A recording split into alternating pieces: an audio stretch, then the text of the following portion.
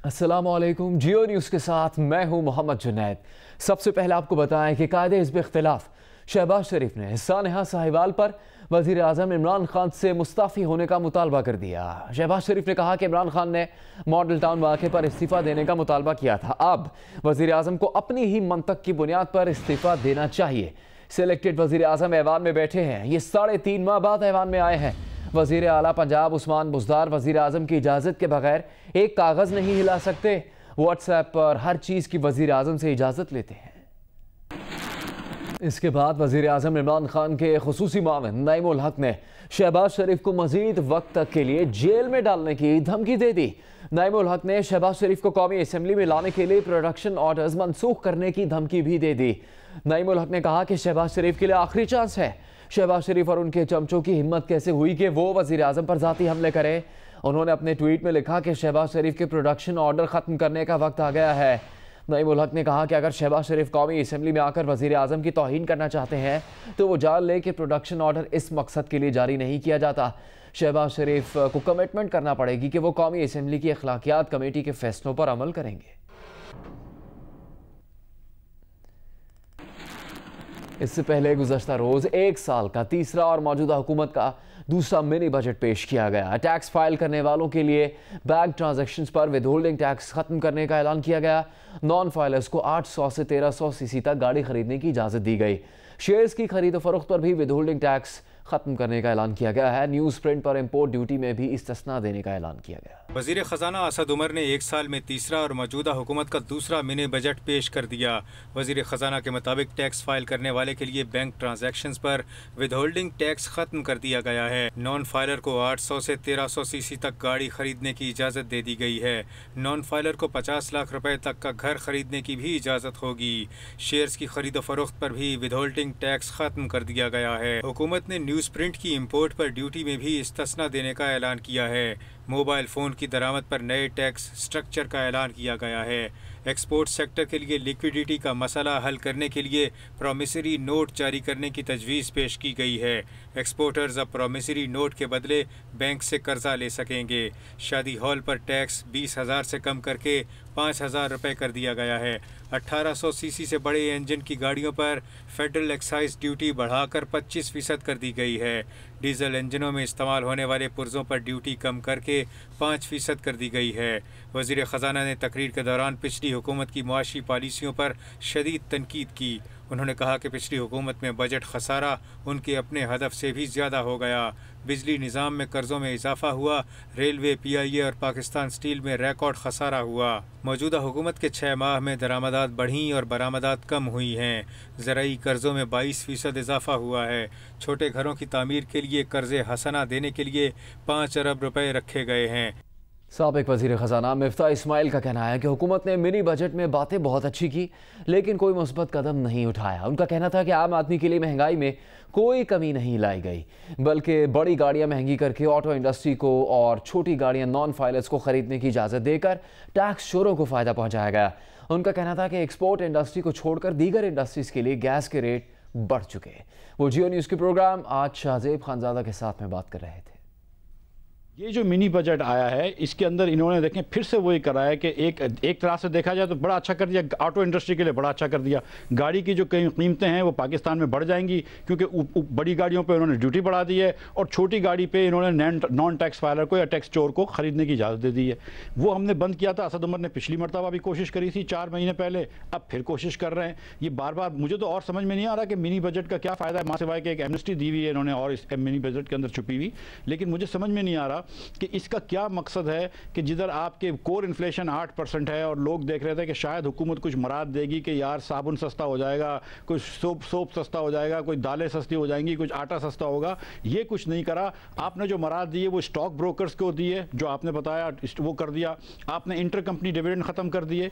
Inter company dividend से ये होता है कि अगर बैंक शाहजेब खानज़ादा को डिविडेंड देगा तो आप इंटरेस्ट देंगे, लेकिन अगर किसी कंपनी को देगा तो वो डिविडेंड के ऊपर टैक्स नहीं देगा। इसी तरह इन्होंने जो है वो हमने एक टैक्स रखा था कि डिविडेंड अगर आप नहीं देंगे अपनी इनकम का 25%, अगर एक कंपनी 100 करोड़ रुपए कमाती है और 25 करोड़ रुपए भी डिविडेंड में नहीं बांटती तो उसके ऊपर हम टैक्स ज़्यादा लगाएंगे। हमने कहा था कि इससे डिविडेंड बढ़ेगा और स्टॉक मार्केट में डिविडेंड ज़्यादा चलेगा, वो भी इन्होंने ख़त्म कर दिया है। मेरे ख्याल से कुछ बहुत ज़्यादा मुस्बत चीज़ें नहीं करी हैं और बातें बड़ी अच्छी अच्छी करी हैं कि ये कर दिया और वो कर दिया। जो बिजली की इन्होंने मराद और गैस की मराद देने की बात करी थी, तो गैस की इन्होंने मराद कही पंजाब की इंडस्ट्री को कहा कि हम $6.5 में गैस दे देंगे।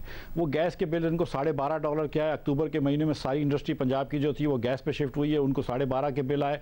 अब तक वो वाले बिल्स ठीक नहीं हो सके, तो ये क्या बात कर रहे हैं। जो इन्होंने गैस के रेट्स थे 600 रुपये का रेट था हमारे ज़माने में, लेकिन लोगों ने स्टे ऑर्डर ले रखा था, 480 देते थे। सिंध की इंडस्ट्री आमतौर पर वो रेट बढ़ा के 600 से इन्होंने 780 कर दी। कौन सी इंडस्ट्री की बात करें, एक्सपोर्ट इंडस्ट्री के इन्होंने नहीं बढ़ाए थे, लेकिन बाकी पाकिस्तान की सारी इंडस्ट्री के रेट 600 रुपये से बढ़ा के 780 रुपये कर दिए गैस के इन्होंने। बिजली के रेट्स बढ़ा दिए, मतलब, और उसके बावजूद ये मेरे भाई बैठे हैं, उमर अयूब मेरे पुराने दोस्त भी हैं, जब आए थे तो इतनी बातें कर रहे थे कि सर्कुलर डेट। आज फरूख सलीम ने 2-4 दिन पहले कहा था, जो इनका एक ज़माने में एक स्पोक्समैन था, कि 1.5 अरब रुपया जो है वो सर्कुलर डेट में रोज़ बढ़ रहा है। दीगर खबरें बुलेटिन में शामिल करेंगे। साबिक वज़ीर आज़म नवाज शरीफ की थैलीम स्कैन रिपोर्ट आ गई। अस्पताल ज़राए के मुताबिक डॉक्टर्स ने नवाज शरीफ के थैलीम स्कैन को गैर तसल्ली बख्श करार दिया है। जिन अस्पताल के मेडिकल बोर्ड ने नवाज शरीफ की एंजियोग्राफी करने की तजवीज़ दी थी। साबिक वज़ीर आज़म नवाज शरीफ का एक रोज़ कबल Punjab institute of cardiology Lahore में दिल का थीलियम टेस्ट किया गया। सराय के मुताबिक रिपोर्ट में आया है कि नवाज शरीफ के दिल की एक शरियान मामूल से ज़्यादा तंग है। शरियान में रुकावट के बायस दिल के निचले हिस्से में खून की सप्लाई मुतासिर है। 16 जनवरी को जिनाह अस्पताल PIC के डॉक्टर्स पर मुश्तमिल मेडिकल बोर्ड ने नवाज शरीफ का कोट लखपत जेल में तिब्बी मुआयना किया और खून के नमूने लिए थे। खून की रिपोर्ट देखने के बाद जिनाह अस्पताल के head of medicine department professor Tanveerul Islam ने नवाज शरीफ की एंजियोग्राफी का मशवरा दिया था। नवाज शरीफ को 22 जनवरी को एंजियोग्राफी के लिए पंजाब इंस्टीट्यूट ऑफ कार्डियोलॉजी में लाया गया था, तो हम सिर्फ थैलियम टेस्ट किया गया। सराय ने यह दावा किया है कि अस्पताल इंतजामिया ने दवा और सिक्योरिटी वजूहात पर सिर्फ थैलियम टेस्ट करवाया। अगर एंजियोग्राफी होती तो नवाज शरीफ को चंद घंटे मजीद अस्पताल में रखना जरूरी था। मियां नवाज शरीफ का 3 साल पहले बाईपास हो चुका है। उम्मे फरवा, जियो न्यूज़, लाहौर। और अभी बात सानिया साहिवाल की, जिस पर JIT रिपोर्ट की 13 निकाती समरी वज़ीर आज़म इमरान खान को पेश की गई। इस समरी में खलील, उनकी अहलिया और बेटी के बेकसूर होने का कोई जिक्र नहीं। तमाम ड्राइवर ज़ीशान के बारे में जामे तहकीकात के लिए 30 दिन का मजीद वक्त दरकार होने का कहा गया है। देखिए अरशद वहीद चौधरी की रिपोर्ट। सानिया साहिवाल पर JIT रिपोर्ट की समरी वज़ीर आज़म इमरान खान को पेश कर दी गई। समरी के मुताबिक CTD एहलकारों के खिलाफ शिकायत कुरिंदा की दरख्वास्त पर थाना यूसुफवाला में FIR दर्ज की गई। CTD के 5 अफसरान को कसूरवार होने पर गिरफ्तार किया गया, जिनके खिलाफ इंसदाद दहशतगर्दी एक्ट की दफा 7 के तहत तफ्तीश जारी है।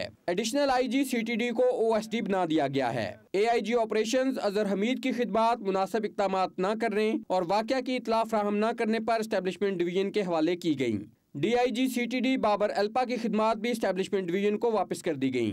SSP ऑपरेशंस CTD को OSD बना दिया गया। RO CTD साहिवाल को मुअत्तल करके महकमाना इंक्वायरी की जा रही है। JIT रिपोर्ट की समरी के मुताबिक कार के ड्राइवर ज़ीशान के खिलाफ जामे इंक्वायरी की जा रही है, जिसकी रिपोर्ट 30 दिन में पेश की जाएगी। मुतासरा खानदान के लिए 2 करोड़ रुपए के ज़र तलाफी पैकेज का ऐलान किया गया है। पंजाब हुकूमत मकतूल खलील के बच्चों को सेहत और तालीम की मुकम्मल मुफ्त सहूलत देगी।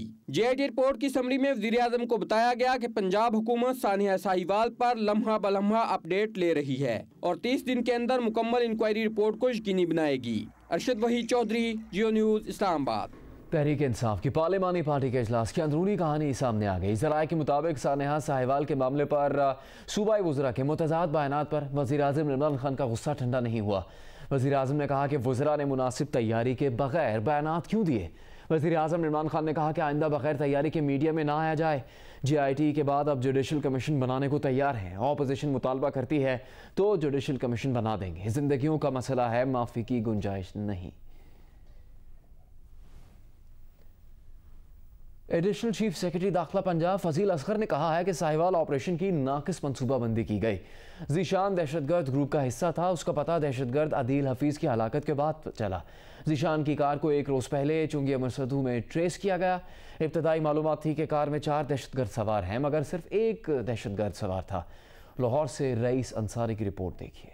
लाहौर में एडिशनल चीफ सेक्रेटरी दाखिला पंजाब फजील असगर की साहिवाल वाक़े पर इन कैमरा ब्रीफिंग। वजीर इत्तलात पंजाब फयाजुल हसन चौहान भी ब्रीफिंग में शरीक। फजील असगर का कहना था कि साहिवाल में जाँ बक होने वाले खलील और उसका खानदान मासूम था, उनकी कार में असला नहीं था। ब्रीफिंग में ज़ीशान की ऑडियो भी सुनाई गई जिसमें वो फैसलाबाद में मारे गए दहशतगर्द अदील हफीज से बात कर रहा है। अदील हफीज बतौर नायब अमीर दाइश काम करता था। ज़ीशान का ताल्लुक भी दाइश से था। ज़ीशान की कार अदील हफीज की कार को एस्कॉर्ट करती थी। उसके मोबाइल से एक सेल्फी मिली जो फैसलाबाद में मारे गए दहशतगर्द उस्मान के साथ है। इससे कबल ज़ीशान पर कोई मुकदमा था ना पुलिस रिकॉर्ड। उसका टेलीफोन फॉरेंसिक टेस्ट के लिए भेज देंगे। जब पूछा गया कि मोबाइल फोन ज़ीशान का है जबकि इस पर नाम फवाद अदनान का आ रहा है तो फजील असगर ने कहा उसे भी दहशतगर्द समझ लें। उन्होंने बताया कि 17 और 18 जनवरी को ज़ीशान की कार चुंगी अमर सद्दू में ट्रेस की गई।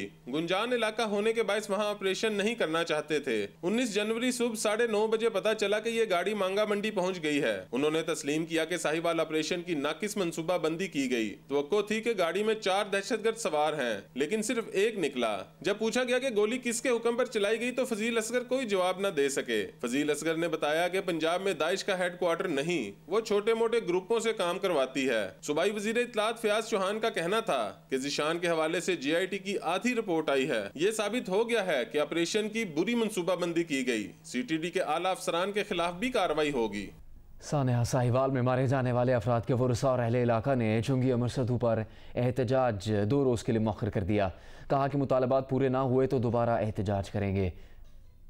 साहिवाल के वरसा और अहले इलाका ने अपने मुतालबात के हक़ में चुंगी अमर सद्दू पर एहतजाज 2 रोज़ के लिए मुलतवी कर दिया। मुजाहिरीन का कहना है कि मुतालबात पूरे ना हुए तो दोबारा सड़कों पर आएंगे। 5 घंटे से ज़्यादा जारी रहने वाले एहतजाज के दौरान मुजाहिरीन ने टाइल्स को आग लगाकर फेरोजपुर रोड ब्लॉक कर दी थी जिससे ट्रैफिक की रवानी मुतासिर हुई।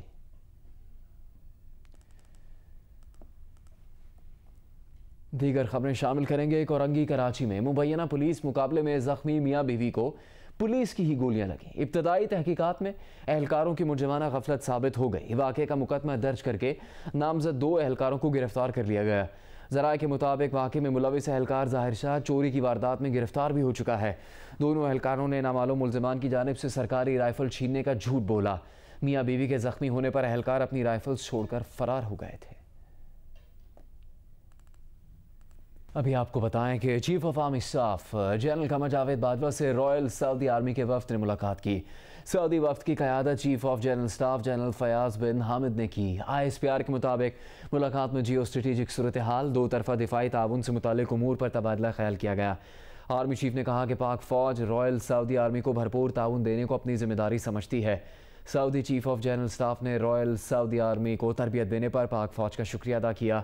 Saudi chief of general staff ने GHQ में यादगार शोहदा पर फूल चढ़ाए, उनको गार्ड ऑफ ऑनर दिया गया।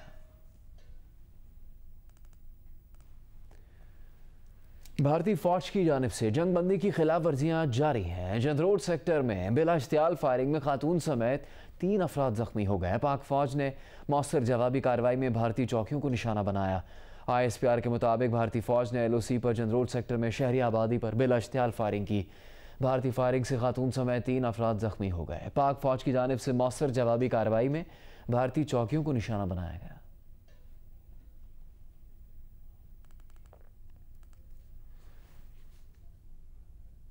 कराची में स्कूल और कॉलेज वैन्स ड्राइवर्स ने एक बार फिर हड़ताल का ऐलान कर दिया है। All Karachi school and colleges van association का कहना है कि आज वैन नहीं चलाएंगे।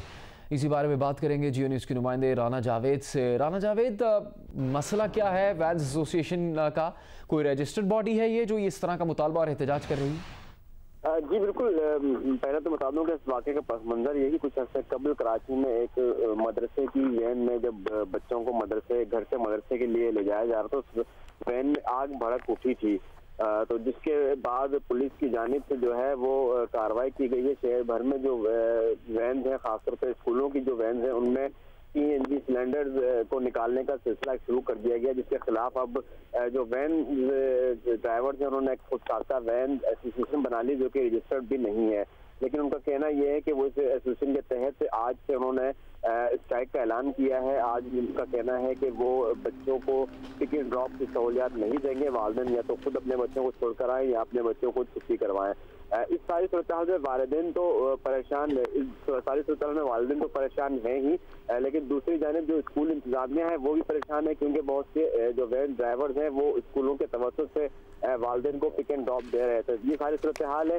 वैन ड्राइवर्स का कहना है कि अब तक पुलिस ने तकरीबन 1500 से ज्यादा CNG सिलेंडर्स मुख्तलिफ वैन से कब्जे में लिए हैं। जब तक वो वापस नहीं दिए जाएंगे ये हड़ताल जारी रहेगी। बहुत शुक्रिया इस तफसील के लिए राना जावेद।